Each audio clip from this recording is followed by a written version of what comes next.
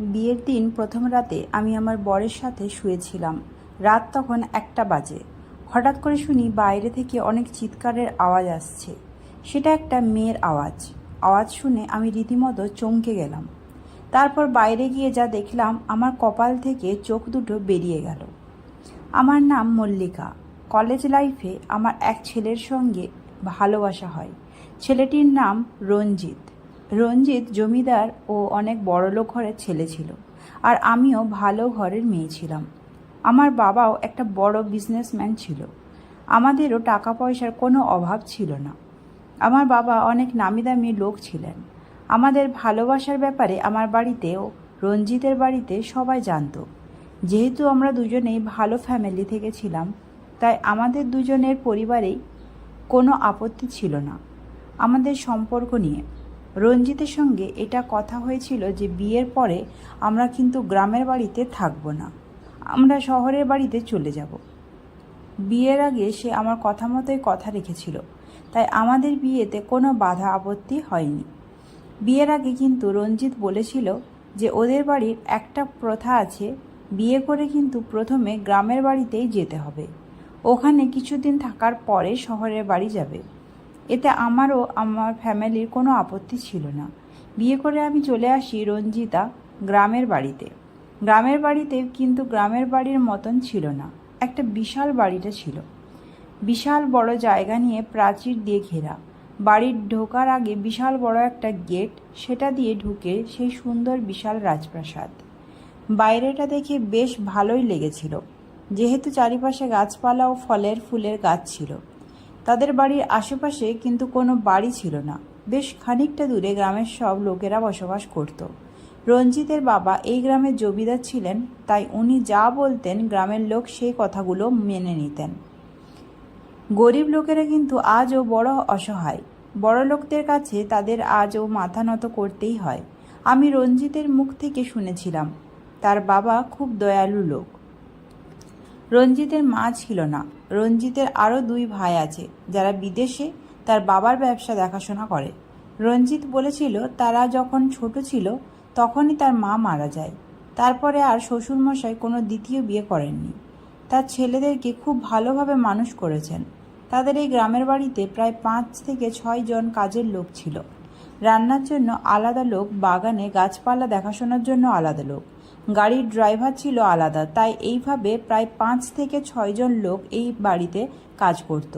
তার মাঝে 2 জন মেয়েও ছিল যারা বাড়িতে কাজ করত। আর চাকরেরা কিন্তু বাড়ি যেত না, ওই বাড়িতেই থাকতো। চাকরদের জন্য আলাদা ঘর ছিল। প্রথম দিন যেহেতু অনেক বেশি ক্লান্ত ছিলাম, তাই রাতের বেলা খাওয়া দাওয়া করে ঘুমিয়ে পড়লাম। রাজপ্রাসাদ আছে 3 তলা। আমাদেরকে যে ঘরটা দেওয়া হয়েছিল সেটা দোতলায় ছিল। রাত তখন 1টা বাজে। হঠাৎ শুনতে পাই বাইরে চিৎকারের আওয়াজ। একটা মেয়ে যেন চিৎকার করছে। তৎক্ষণাৎ আমি উঠে বিছানায় বসে পড়লাম। এত বেশি আওয়াজ হচ্ছিল যে আমি আর ঘুমোতে পারিনি। আমি যে আওয়াজটা শুনতে পাচ্ছি ওটা কি সত্যি, না আমার কোনো ভুল ধারণা? কারণ আমার বর দিব্যি সুন্দর ঘুমাচ্ছিল, সে কি কোনো আওয়াজ পাচ্ছিল না? কিছুক্ষণ চিৎকারের আওয়াজ হলো, তারপর আর কোনো আওয়াজ হয়নি। কিন্তু আমি অনেক চেষ্টা করার পরেও আর ঘুমোতে পারিনি। মনের মধ্যে কেমন যেন একটা হচ্ছিল। পরের দিন সকালে স্নান করে রেডি হলাম। যেহেতু আমি নতুন বউ, তাই আমাকে দেখতে আসবে পাড়ার লোকে। আমার জন্য নতুন যে কাপড়টা রাখা ছিল ওটা বিশাল ভারী আর অনেক সুন্দর দেখে, কিন্তু আমি অনেক বেশি খুশি হলাম। এতটাই ভারী ড্রেসটা যেটা পরলে আমার একটু অসুবিধে হচ্ছিল। বাড়ির যে মেয়েরা কাজ করে তারা এসে একটু সাহায্য করলো শাড়িটা পরতে। কাপড় পরতে যে মেয়েটি আমার সাহায্য করলো তার নাম সখিনা। সখিনা বলল, মেম সাহেব, আপনাকে খুব সুন্দর লাগছে দেখতে। আমি তার কথা শুনে একটু মুচকি হাসলাম। তারপরে বাইরে গেলাম। বাইরে একটা খুব সুন্দর স্টেজ করেছিল, যেটা খুব সুন্দরভাবে ফুল দিয়ে সাজানো, আর নিচে চেয়ারে গ্রামের অনেক লোক বসে আছে। আমাকে দেখার জন্য সবাই আমাদের দেখে আশীর্বাদ করলো এবং সুখী জীবনযাপনের দোয়া দিল। আজ সারাদিন বাড়িতে এই রেওয়াজ হলো, তাই আমি অনেক বেশি ক্লান্ত হয়ে পড়লাম।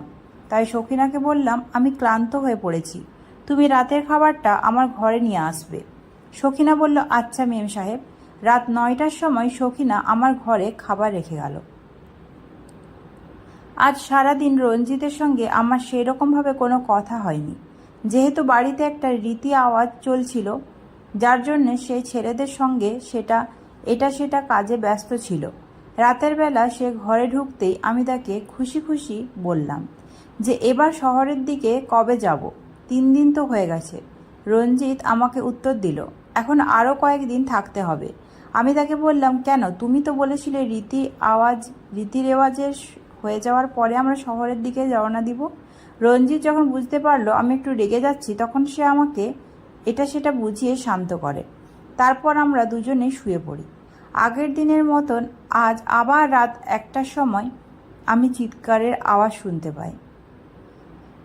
চিৎকারের আওয়াজ শুনতেই আমি রঞ্জিতকে তাড়াতাড়ি করে উঠালাম। বললাম, কে চিৎকার করছে? কার চিৎকার এটা? কেন সে চিৎকার করছে? বিভিন্ন রকম প্রশ্ন আমি করে তাকে করলাম। রঞ্জিত একটাই কথা বলল, চিৎকারের আওয়াজ কই? আমি তো শুনতে পাচ্ছি না। হাঁ করে তার দিকে তাকিয়ে থাকলাম। বললাম, চিৎকারের আওয়াজ তুমি শুনতে পাচ্ছ না? রঞ্জিত সাফ কথায় উত্তর দিল, না, আমি তো কোনো আওয়াজ চিৎকারে শুনতে পাচ্ছি না। তুমি চুপচাপ শুয়ে পড়ো। আমার কেমন যেন লাগলো, আর এই ঘরে থাকতে একটু ইচ্ছে করছিল না। মনে ছিল কবে আমি এখান থেকে দূরে যাব। আজও সারা রাত আমি ঘুমোতে পারিনি। সেই চিৎকারের আওয়াজ যেন আমার কানের মধ্যে দিয়ে বাজছিল, আর ভাবছিলাম এটা কার চিৎকার? কেন সে চিৎকার করছে? না, আমার মনের কোনো ভুল ধারণা এগুলোই সারা রাত আমার মাথার মধ্যে ঘুরতে থাকে। পরদিন সকালে রেডি হয়ে আমি নিচে গেলাম। নিচে দেখলাম শ্বশুরমশাই প্রত্যেক দিনের মতো আজও একটা চেয়ারে বসে আছেন, আর গ্রামের লোকেদের অসুবিধাগুলো শুনে তাদেরকে সাহায্য করছেন। আমার শ্বশুর খুবই ভালো লোক ছিলেন, সবাইকে সাহায্য করতেন। নিচে যেতে শ্বশুরমশাই বললেন, বৌমা এসো বসো আমার পাশে। আমি পাশের চেয়ারে গিয়ে বসলাম। উনি আমাকে দেখলেন এবং বললেন, কি ব্যাপার বৌমা, তোমার চোখ দুটো লাল হয়ে আছে? তুমি কি সারা রাত ঘুমাওনি? তোমার কি শরীর খারাপ নাকি? আমি উত্তর দিলাম, না, একটুখানি আলগা আলগা লাগছে, তাই এখন ঠিকঠাকভাবে ঘুম হয় না। শ্বশুরমশাই বললেন, ঠিক আছে, কোনো ব্যাপার না, মানিয়ে নিতে একটুখানি সময় লাগবে, কিছুদিন এইসব কিছু ঠিক হয়ে যাবে। শ্বশুরমশাই আমায় খুব ভালোভাবে বুঝিয়ে কথাগুলো বললেন। আমার খুব ভালো লাগলো যে উনি আমাকে নিজের মেয়ের মতনই ভালোবাসেন। তখনই রঞ্জিত নিচে নেমে আসে। বাবা, রঞ্জিতকে বলে, রেডি হয়েছ? কালকে যেতে হবে তোর শহরের দিকে।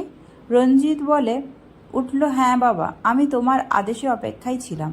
তুমি যখনই বলবে আমি তখনই রওনা দিব। কথাটা শুনে আমি একটু খুশি হলাম যে যাক, কেউ তো আছে যে আমার মনের অনুভূতিটা বুঝতেছেন। বাবা আমাদেরকে যেতে বলেছেন শহরের দিকে, তার জন্য আমি খুব খুশি হয়ে উঠলাম। বাবা, আমি এখন যাচ্ছি, তাহলে গোছগাছগুলো করে নিই। বাবা আমাকে বললেন, তুমি কেন গোছগাছ করবে মা? শহরে তো শুধু রঞ্জিত যাবে। তখন বাবা রঞ্জিতকে বললেন, তুমি বলনি বৌমাকে?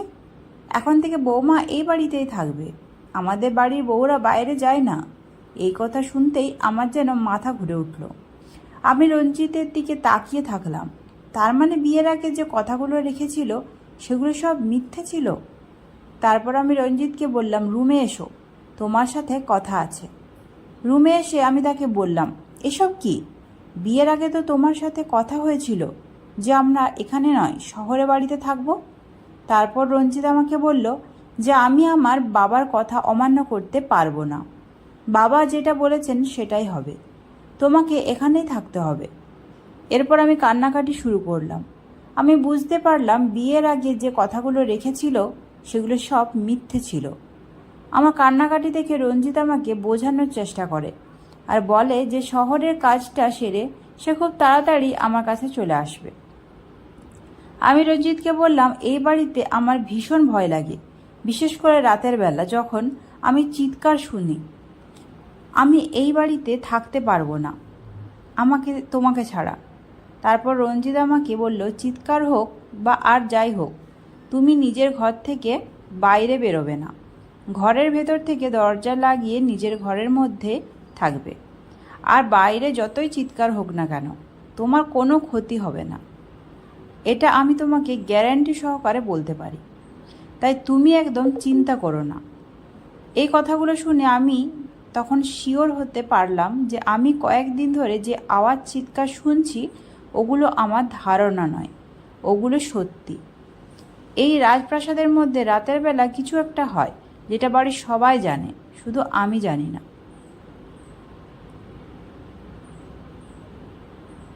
তার মানে রঞ্জিত সমস্ত কিছু জানে এই বাড়িতে রাতের বেলা কি হয়, কিন্তু সে আমাকে বলছে না। আর আমিও মনের মধ্যে একটা জেদ করে নিয়েছিলাম যে এই বাড়ি রাতের রহস্য কি আমি সেটা জানাবই, যেমন করেই হোক। পরের দিন ভোরবেলা রঞ্জিত বেরিয়ে পড়ে শহরের জন্য। রঞ্জিতের চলে যাওয়ার পরে আমার মনে একটা ভয় তো ছিল, জেদও ছিল যে যেমন করেই হোক আমি রাতের রহস্য জানবই। তাই আজ আমি সেগুলো ভাবনা চিন্তা করতে করতে নিচে আর নামিনি। একেবারে রাতের বেলা সখিনা চলে এলো আমার ঘরে ঘুমোতে। রীতিমতো সে ঘুমিয়ে পড়ল নিচে, আর আমি বিছানায় ঘুমোলাম। যদিও বা আমার ঘুম আসছিল না, কিন্তু ঘুম আসার ভান করেছিলাম। তারপর ঠিক একটার সময় আবার চিৎকার চেঁচামেচি শুরু হয়। একটা মেয়ের আওয়াজ আসছে। আমি স্পষ্ট বুঝতে পারলাম যে সে নিজেকে বাঁচানোর জন্য সাহায্য চাইছে, আর এই আওয়াজটা আমি সহ্য করতে পারলাম না। তাড়াতাড়ি গিয়ে সখিনাকে বললাম, তাড়াতাড়ি ওঠো, তুমি কি আওয়াজ শুনতে পাচ্ছ? সখিনা আমাকে উত্তর দিল, কই মেম সাহেব, কোনো আওয়াজ শুনতে পাচ্ছি না। আমি বললাম, তুমি আমাকে মিথ্যে কথা বলছো, কারণ এই আওয়াজ শুনে তোমার হাত পা কাঁপছে। তাই এবার মিথ্যে কথা না বলে তুমি আমাকে সত্যি কথা বলে দাও, এই বাড়িতে রাতের বেলা কি হয়? সখিনা বলল, মেম সাহেব, আপনি এই ঘর থেকে বেরোবেন না, আপনি চুপচাপ শুয়ে যান, আর আমি এ ব্যাপারে কিছু আপনাকে বলতে পারবো না। এই কথা শুনে আমি রাগ করে ঘরের দরজা খুলে বেরিয়ে পড়লাম, জানার জন্য যে এই আওয়াজ কোথা থেকে আসছে আর কে আর সাহায্য চাইছে। ঘর থেকে বেরোতে আওয়াজ শুনলাম। আওয়াজটা শুনে বুঝতে পারলাম 3 তলার ঘর থেকে আসছে। আমি ধীরে ধীরে সিঁড়ি দিয়ে এগোতে লাগলাম। এই আওয়াজটা আমার শ্বশুরের ঘর থেকে আসছিল। তারপর আমি একটু ধারণা করে নিয়েছিলাম যে কি হচ্ছে ঘরের মধ্যে। তারপর আমি সেই আওয়াজ শুনে ভয় পেয়ে তাড়াতাড়ি ছুটে চলে আসি নিজের ঘরের মধ্যে। তারপর ঘরের দরজাটা লাগিয়ে বিছানার মধ্যে বসে আমি ভাবতে থাকি যে আমার শ্বশুর একটা ভালো মানুষ, উনি এইসব নোংরামি কাজ করতে পারেন না। জানি না কেন আমার বিশ্বাস হচ্ছিল না। আমি যেটা ধারণা করেছিলাম সেটা ঠিক না ভুল, সেটা জানার জন্য আমি একটা প্ল্যান করলাম। আর পরের দিন সকালবেলা উঠে দেখলাম শ্বশুরমশাই রীতিমতো চেয়ারে বসে আছেন, আর যারা গরিব দুঃখী আছে তাদেরকে টাকা দান করছেন, তাদের সুবিধা অসুবিধাগুলো জিজ্ঞেস করছেন। আমার এত বেশি রাগ হচ্ছিল দেখে ভাবলাম নিজের বেলা সাধু সেজেছে আর রাতের বেলা নোংরা কাজগুলো করছে। কিন্তু আমি এই ব্যাপারে শিওর ছিলাম না। কিন্তু আমার মনে একটা সন্দেহ হয়েছিল। শ্বশুরমশাই আমাকে দেখে বললেন, রঞ্জিত বুঝি ফোন করেনি আমার বৌমাকে, যার জন্য রাগ করে আছে আমার বৌমা? আমি ওনার সাথে কোনো কথা না বলে উপরের দিকে চলে গেলাম। উপরে গিয়ে আমার মাথায় একটা প্ল্যান আসে। শ্বশুরমশাই যেহেতু এখন নিচে আছেন, তাই আমি ওনার ঘরে ঢুকে বারান্দার দিকে যে জানালাটা ছিল সেটার লকটা আমি খুলে রাখি, আর সামান্য একটু ফাঁক করে রাখি, যাতে আমি রাতের বেলা আমি দেখতে পাই যে ঘরের মধ্যে কি হচ্ছে, আর যাতে প্রমাণটা জোগাড় করতে পারি। কালকের মতো সখিনা আজকেও আমার ঘরে শুতে এসেছিল। আমি তাকে সমস্তটা বললাম। সে আজ আমি দেখবই যে ঘরের মধ্যে কি হচ্ছে। সখিনা কাঁদতে কাঁদতে আমাকে রিকোয়েস্ট করলো যে মেম সাহেব, আপনি এরকম করবেন না, আপনার সঙ্গেও খারাপ হতে পারে। আমি তার কোনো কথা শুনিনি। আমি বললাম, তুমি আমার সাহায্য করবে কিনা সেটা বলো। সে বলেছিল, আমি আপনার সাহায্য করব, কিন্তু আমার আপনার জন্য খুব চিন্তা হচ্ছে। তারপর আমি তাকে বললাম, বাড়ির সবাই ঘুমিয়ে পড়েছেন, তুমি বাড়ির পিছন দিকে দরজাটা খুলে দিয়ে চলে এসো, চুপচাপ খুলে দিয়ে আসবে যাতে কেউ সন্দেহ না করে। তারপর সখিনা আর আমি ঘরের মধ্যে থাকি। রাত 1টা বাজে, আবার সেই চিৎকারের আওয়াজ। আমি সখিনাকে বললাম, তুমি ভেতর থেকে দরজাটা লক করে দাও, আমি যাচ্ছি। 3 তলা সিঁড়ি দিয়ে উপরে উঠলাম আমি। যেই জানালাটা ফাঁক করে রেখেছিলাম সেখানে আমি দাঁড়ালাম। দেখলাম একটা 14 বছরের বাচ্চা মেয়ে শয়তানের পা ধরে, মানে আমার শ্বশুরের কান্নাকাটি করছে আর রিকোয়েস্ট করছে যাতে তাকে তার বাবা মায়ের কাছে রেখে আসা হয়। কিন্তু শয়তান লাথি মেরে ধাক্কা দিয়ে ফেলে দিল মেয়েটাকে আর হাসতে লাগলো। বলল, তোকে ছাড়ার জন্য তো নিয়ে আসেনি, তোর সঙ্গে মজা করব বলেই তো নিয়ে এসেছি। তারপর মেয়েটা অনেক জোরে জোরে চিৎকার করতে থাকে এবং অনেক কান্নাকাটি করতে থাকে। শয়তান যেটির পেটে লাথি মারে আর বলে, যত চিৎকার করবি তত বেশি কষ্ট পাবি। মেয়েটা যখন নিজেকে বাঁচানোর চেষ্টা করে তখন শয়তান একটা সিগারেট ধরায় এবং মেয়েটিকে তুলে নিয়ে গিয়ে বিছানায় ছুঁড়ে ফেলে আর মেয়েটির গায়ের কাপড় খুলে ফেলে। আমি মোবাইলে সব কিছু রেকর্ড করছিলাম। আমি সেগুলো দেখে রীতিমতো চুপ করে নিজের মুখ ধরে দাঁড়িয়েছিলাম। আমার মুখ থেকে আওয়াজ বেরোলে আমারও হয়তো এই অবস্থা হতো, তাই আমি ভয়ে নিজের মুখটা চেপে ধরেছিলাম আর আমার চোখ দিয়ে জল ঝরে যাচ্ছিল। আমি দেখেও কিছু করতে পারছিলাম না। এবার জ্বলন্ত সিগারেট বাচ্চা মেয়েটির গালে ঠেকাতে আমি ভয়ে চিৎকার করে উঠলাম। তখন দরজার পাশে যে লোকটি পাহারা দিচ্ছিল সে ছুটে আসে বারান্দার দিকে। তাকে দেখে আমি দৌড়ে পালাতে লাগি। বাড়ির পিছন দিকে যে গেটটা খোলা ছিল সেটা দিয়ে আমি কোনো রকমভাবে বাইরে বেরিয়ে যাই আর ঘন জঙ্গলের মধ্যে লুকিয়ে পড়ি। তখন রাজপ্রাসাদের মধ্যে একটা হুলুস-তুলুস লেগে পড়েছে। বুঝতে পারলাম আমাকে খোঁজ করছে। ঘন জঙ্গলের মধ্যে 4-5টা লোক আসে টর্চ নিয়ে। খোঁজাখুঁজি শুরু করে আমি নিজের মুখটা চেপে ধরেছিলাম। কিছুক্ষণ খোঁজাখুঁজি করার পরে তারা আমাকে দেখতে পায়নি, যেহেতু অনেক বেশি অন্ধকার ছিল। তারপর আমি সেখান থেকে দৌড়তে লাগি। জানি না আমি কোন দিকে যাচ্ছিলাম, কোথায় যাচ্ছিলাম। সামনে একটা দোকান দেখে আমি ওখানেই দাঁড়ালাম। একটা লাইট জ্বলছিল, যদিও বা দোকান খোলা ছিল না। আমি ভয়ে নিজের মুখটা কাপড় দিয়ে ঢেকে রেখেছিলাম। ওখানে দাঁড়িয়ে তাড়াতাড়ি আমার বাড়িতে ফোন করি, বাবাকে সমস্ত ব্যাপারটা বলি এবং ভিডিও ক্লিপটা বাবাকে পাঠিয়ে দিই। সেই রাতে কোনো রকমভাবে অনেক কষ্টে আমি আমার বাড়ি পৌঁছালাম এবং সেখানে গিয়ে বাবা মাকে জড়িয়ে ধরে অনেক কান্নাকাটি করলাম। বাবার একজন পুলিশ বন্ধু চাকরি করতেন। বাবা ওনাকে ভিডিওটা দেখালেন। তারপর রঞ্জিতের বাবা ও রঞ্জিতকে গ্রেফতার করা হলো।